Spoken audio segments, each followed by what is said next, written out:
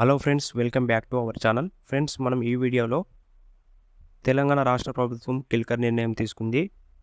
CMRF సహాయ నిధి దరఖాస్తులను ఇక నుంచి ఆన్లైన్లో స్వీకరించనున్నారు.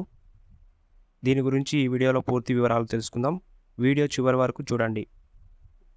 ఫ్రెండ్స్, అంతకంటే ముందు లేటెస్ట్ అప్డేట్స్ కోసం మన ఛానల్ని తప్పకుండా సబ్స్క్రైబ్ చేసుకోండి. ముఖ్యమంత్రి సహాయ నిధి దరఖాస్తులను ఇక నుంచి ఆన్లైన్లో స్వీకరించనున్నారు. ఇందుకోసం సెంటర్ ఫర్ గుడ్ అవర్నెస్ ఆధ్వర్యంలో రూపొందించిన వెబ్సైట్ cmrf.telangana.gov.in వెబ్సైట్ను ముఖ్యమంత్రి శ్రీ రేవంత్ రెడ్డి గారు సచివాలయంలో ఏర్పాటు చేసిన ఓ కార్యక్రమంలో ప్రారంభించారు. సీఎంఆర్ఎఫ్ నిధులు పక్కదారి పట్టకుండా పారదర్శకతతో నిర్వహించాలని ముఖ్యమంత్రి గారి ఆదేశాల మేరకు ఈ నిర్ణయం తీసుకున్నారు. గతంలో ఈ నిధులు పక్కదారి పట్టిన నేపథ్యంలో ఈ విధానాన్ని రూపొందించారు. ఇక ముందు సీఎంఆర్ఎఫ్ దరఖాస్తులను ఈ వెబ్సైట్లో అప్లోడ్ చేయాల్సి ఉంటుంది. ఈ నెల 15 తర్వాత నుంచి ఆన్లైన్లో మాత్రమే దరఖాస్తు స్వీకరించనున్నారు.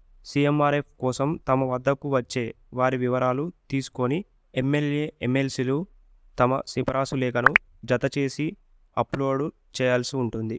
అప్లికేషన్లో సంబంధిత దరఖాస్తుదారుడు బ్యాంక్ అకౌంట్ నెంబర్ తప్పనిసరిగా ఇవ్వాలి.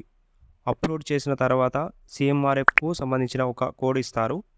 ఆ కోడ్ ఆధారంగా ఒరిజినల్ మెడికల్ బిల్లులను సచివాలయంలో అందజేయాల్సి ఉంటుంది. ఆన్లైన్ ద్వారా అప్లికేషన్ను సంబంధించిన ఆసుపత్రులకు పంపించి అన్ని వివరాలు సరిగ్గా ఉంటే సీఎంఆర్ఎఫ్ దరఖాస్తును ఆమోదించిన తర్వాత పక్కదారి పట్టే అవకాశం లేకుండా చెక్ పైన తప్పనిసరిగా దరఖాస్తుదారుడి అకౌంట్ నెంబర్ ముద్రిస్తారు.